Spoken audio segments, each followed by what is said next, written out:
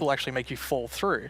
However, after a few seconds, it'll come back up. So it's kind of this like platforming block that allows you to just, continue platforming over and over again, which I hope is really exciting for, content creators making maps. Yeah, you can build like your own platforming levels, and then they will repair themselves. That's kind of neat. It's Yeah, so as you can see here, I mean, this is drastically different to what caves used to look like. And there's definitely still the old style of caves, but we wanted to make sure that there was much more variety in the sort of caves and the shapes and the sizes you could get. And even here, you can see that there's some water underground. Yes, so we actually added something we call local water levels. So in one cave might find like a cave lake, and another cave might not have that one. And this also means that we get naturally generated waterfalls, which is so pretty.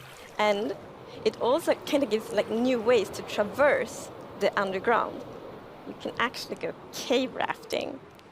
Yeah, so you'll see in a bit that our player here will actually use a boat to raft. And that is just such an exciting opportunity to be able to traverse the caves in a very different way than you used to. Yeah, we were playtesting, and then one of the devs like, look at this, it's so fun, and all of us just started to go with the boat on the waterfalls. It was a lot of fun.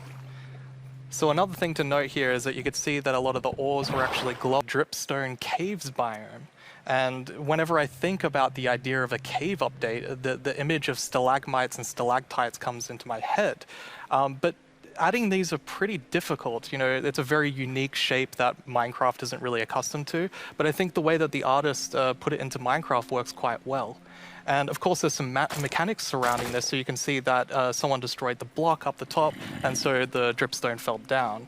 And also, unfortunately for this zombie here, we can actually see that it's basically this growth. And this is called the skulk blocks. And one of the blocks is called the skulk sensor. This is the new redstone block. As you can see, when you place or destroy a block, or if you have footsteps, and as you can see here, I walked next to the skulk sensor, and it's actually kind of doing an infinite loop where the piston is causing a vibration, and then it's activating the skulk sensor and going over and over again. But here, I've actually put a wool block in between the piston, which prevents the signal from going to the skulk sensor. This can allow you to even do sort of directional... We get wireless redstone thanks to the skulk sensor. Yes. So, and we didn't even plan to add it, but then when we started playtesting, we're like, wait, we got wireless redstone, and that's so exciting. And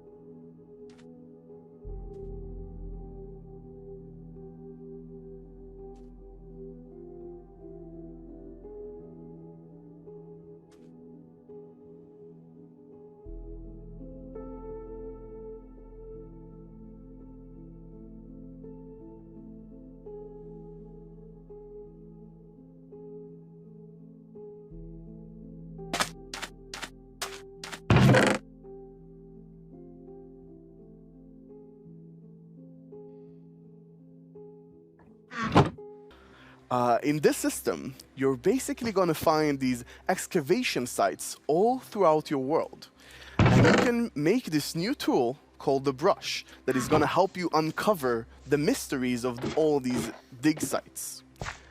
So you come to one of these ancient structures and you can sort of use the brush to clear away some of the rubble that may have collapsed in those structures. And sometimes you might even find something shiny inside them.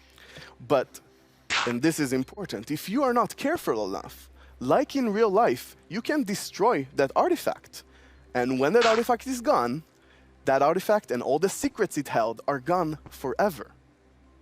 But if you're careful enough, if you take your time and you're deliberate, you can get some of those hidden artifacts. And for example, here we got a ceramic shard, which is basically how whoever lived here used to tell and pass on their stories. I love the story sides of the archaeology, because we often talk about that we want to deepen the mystery in Minecraft. And when you find these hidden artifacts, you kind of find like connections and hints. And we will never tell the full story, but these will inspire the players to tell their own stories about their own Minecraft worlds. Exactly. I think it's going to be really exciting to see what players do with them. For example, here we see an exhibition that someone built for this, where he can compare all the different clues he finds, right, and try to preserve whatever was down here, and he can compare what we found with whatever new thing, and sort of try to connect the pieces, right? And here we see those pieces connected in a clay pot, actually trying to reconstruct them back. And you can create that however you like. You can create your own stories or try to guess how those pieces used to connect. Yeah. It's also so fun to be very creative with these new pots, because you can put the shards in any way you want. Exactly, and when you're pleased with your creation, you can fire them up and you have your own painted clay pot. It's pretty. So, Mir, is this programmer art still?